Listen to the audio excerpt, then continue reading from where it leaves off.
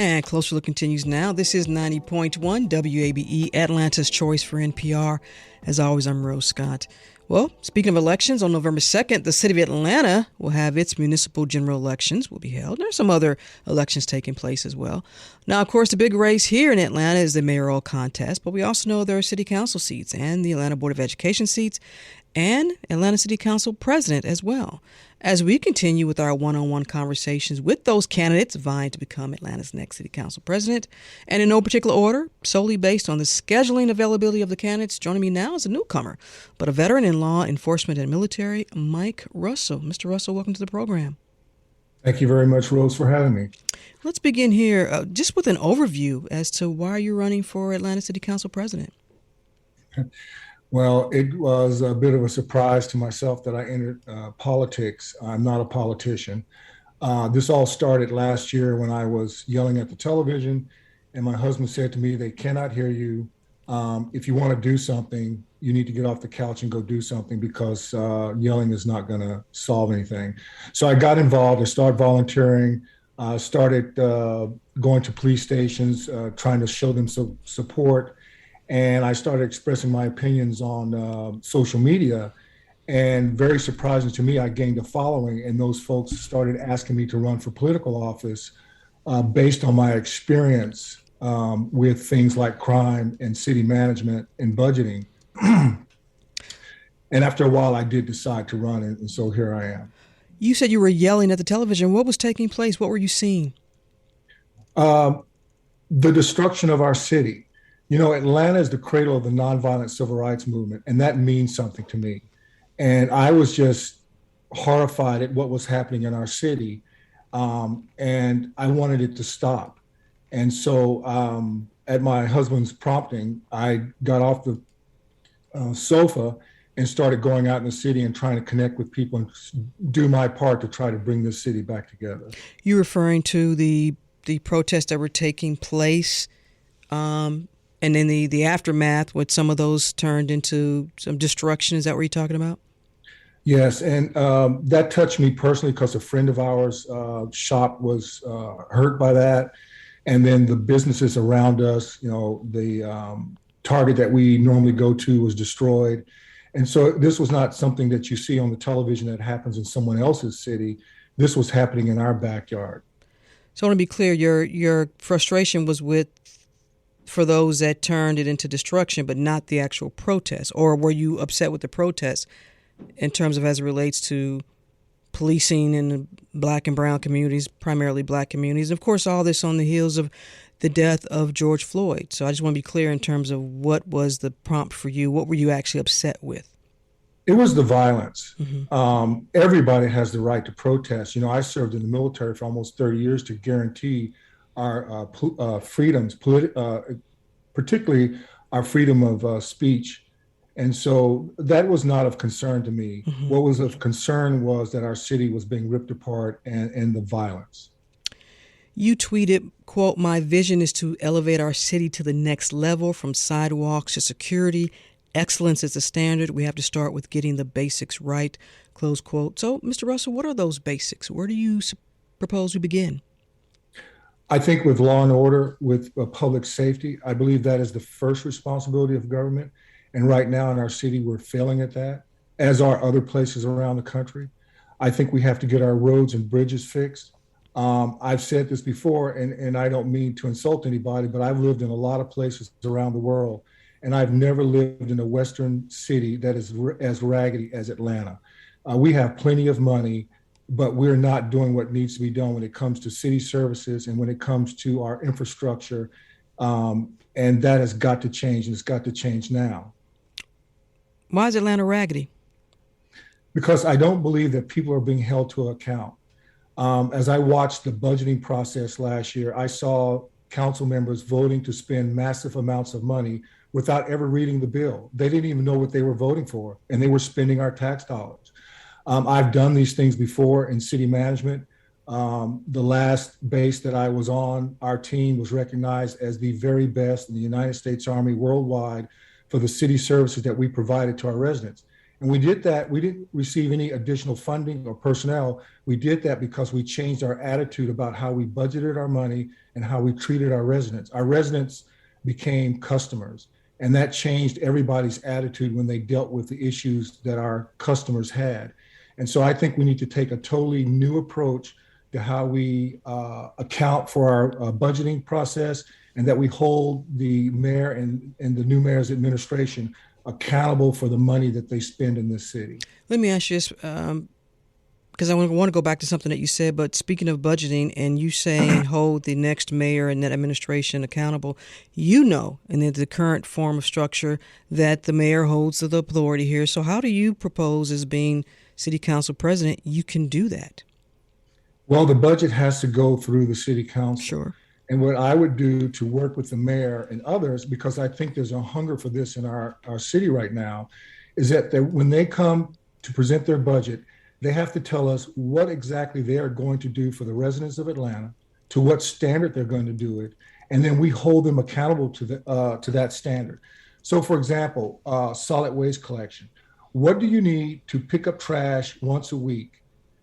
I need X number of personnel, I need X number of trucks, I need this software, whatever it is, you lay it out and you tell me how much that costs. And then the city council can make a determination of how much money you get. But what I've seen is people come in, they ask for money. There is no tie to performance. There's no tie to services provided. I've done budgets in the Army under the federal system, which are far more stringent. And to be quite frank, I would have been relieved of duty if I had presented a budget in the manner that we've done this in this city over and over again. I want to go back to something that you said, because I want to make sure I don't forget this. You mentioned law and order, and I believe that that sometimes when that narrative is used, it can invoke a lot of different responses. So when you say restore or implement law and order, I want to give you an opportunity to take that further for our listeners. What do you mean by that? I mean that everybody in the city of Atlanta ought to feel safe on their streets, in their homes, in the places that they go for entertainment. And what is a fact in our city is that the majority of people who are victims of violent crime happen to be Black. And that has been the case for many a year. This has become an issue because the crime has spread throughout the city. So when I talk about keeping people safe, I'm talking about those ladies that called into the city council begging for help, that sounded like my mother or my grandmother or my auntie, that were begging for police to come and help clean up their neighborhoods to make them safe again. And so when I speak about that, I'm talking about everybody in the city of Atlanta, whether we're talking about Adamsville, Bankhead, Buckhead, it's everybody deserves to feel safe in their neighborhood and in their homes. And we also know that the majority of people who live behind burglar bars are in our predominantly brown and Black neighborhoods. And I want to turn that around. Okay, so let's focus on that for a second then, because everyone has a plan. At least they say they had a plan about reducing the crime. But sounds to me like you were also saying, and correct me if I'm wrong, you want to look at the systemic problem as to why folks are committing the crime or why there's crime in certain areas. Is that what you're saying? Exactly.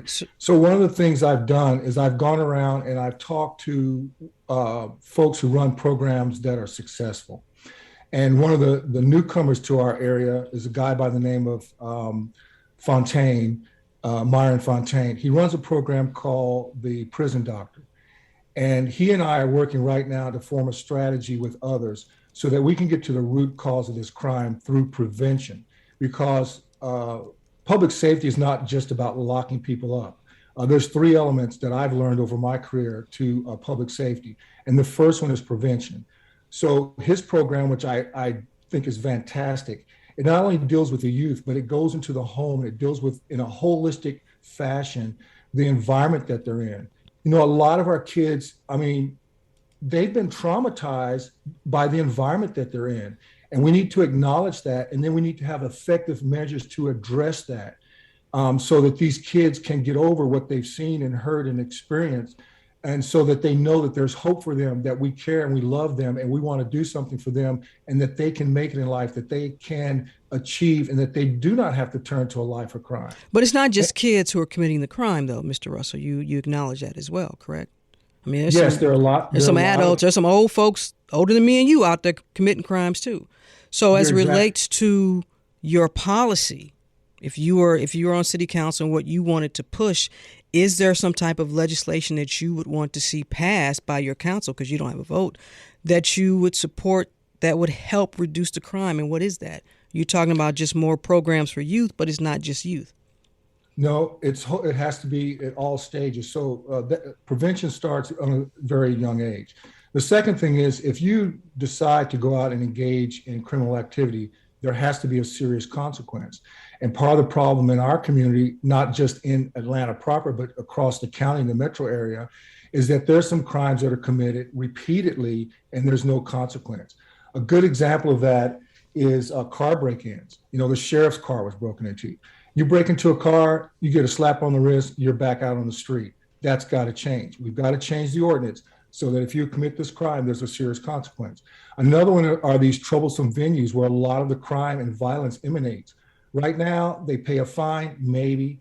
They can have multiple violations, they stay open. So my proposal is to have legislation prepared on day one that, of course, would be sponsored by others, but that would be ready day one that says if you are in violation of code X number of times, a reasonable number of times, you are padlocked until you go to court and explain why you are not a nuisance or a hazard to the public, because that will change the business practices of a lot of these venues, because they cannot make money when they're padlocked. And so they will clean themselves up in large degree. We need to take a look at the licensing board for liquor license and such. I think we need to strengthen, there's a study, as you know, currently of the NPUs. We need to strengthen the role of the NPUs in their community. So what the citizens and residents of the community want carry more weight than folks who are making an arbitrary decision that may not impact their daily lives and that of their families. If you're just joining us, I'm in conversation with Mike Russell. He's a newcomer to politics, but a veteran in law enforcement and military, talking about why he's running for Atlanta City Council president. I want to talk about leadership for a moment, because you mentioned, look, I'm new to politics.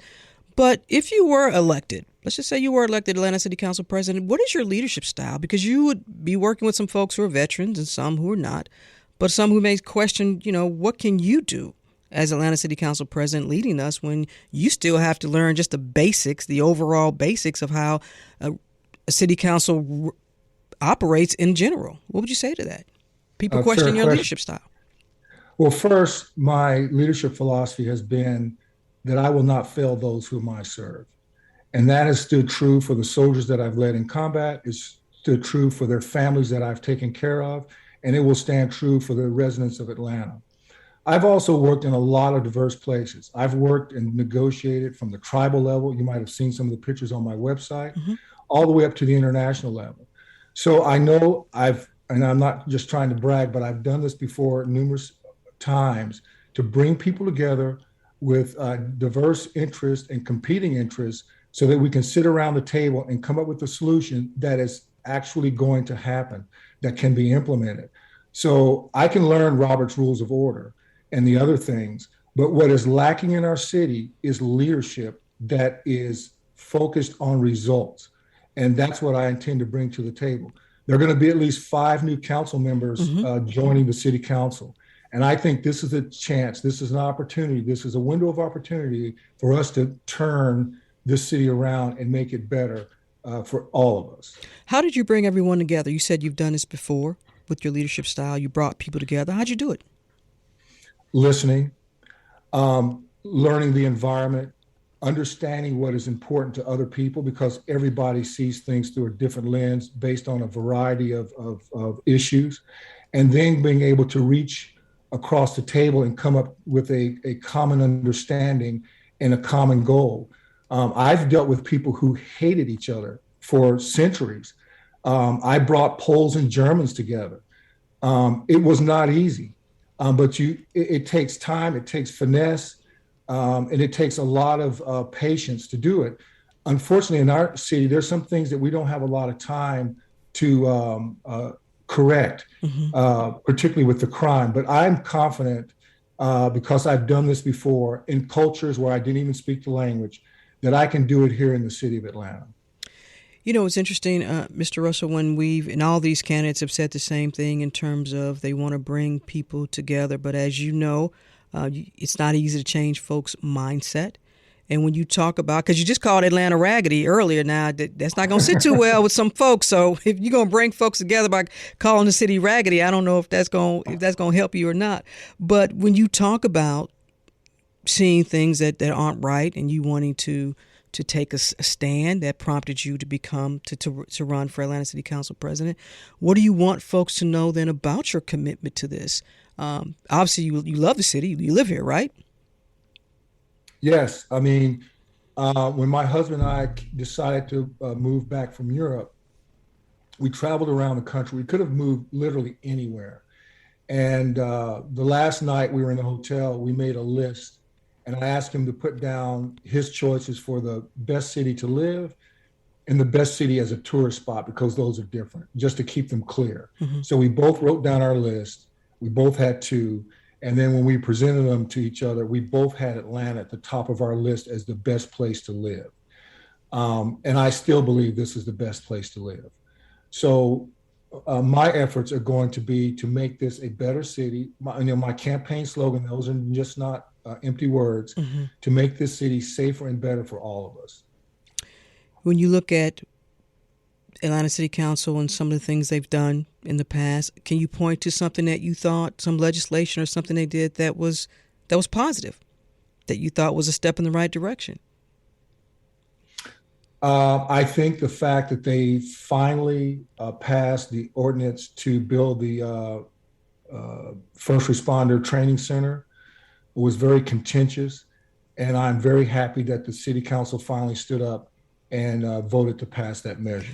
But you said just a moment ago, you have to listen to NPUs and community organizations, and many of them did not want that training facility.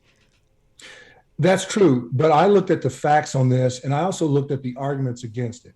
So the facts in that case are that the police are already training there. The weapons training facility is there, the unexploded ordnance facility is there, and that the current residents have no access to this area, which is about 300 acres. So the plan is, and I do know for a fact that all the residents were notified.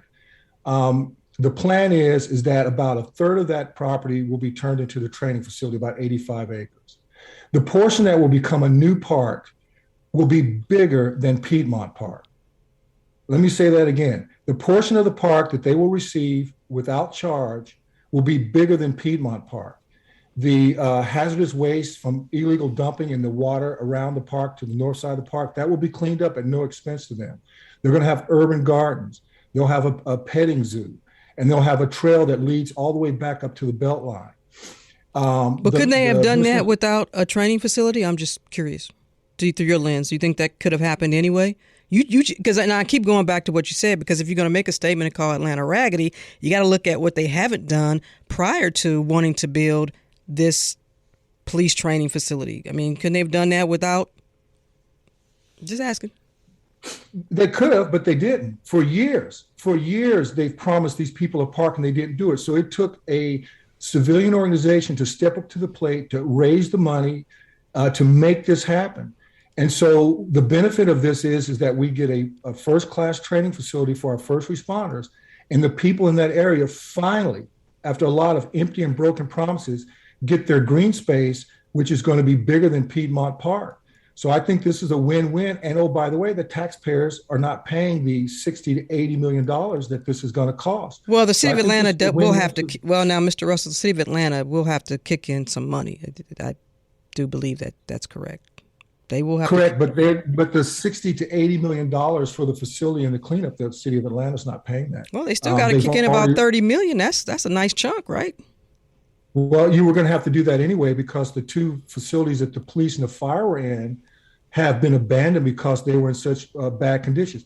You know, the fire department had to leave their facility because the roof was caving in. Students were becoming sick from the mold and the mildew. The police had to leave their facility because of the roof caving in, rats, raw sewage coming up out of the floor, and contaminated water. How did our city government, and it's not just this mayor, I want to be clear, this has been a long time issue.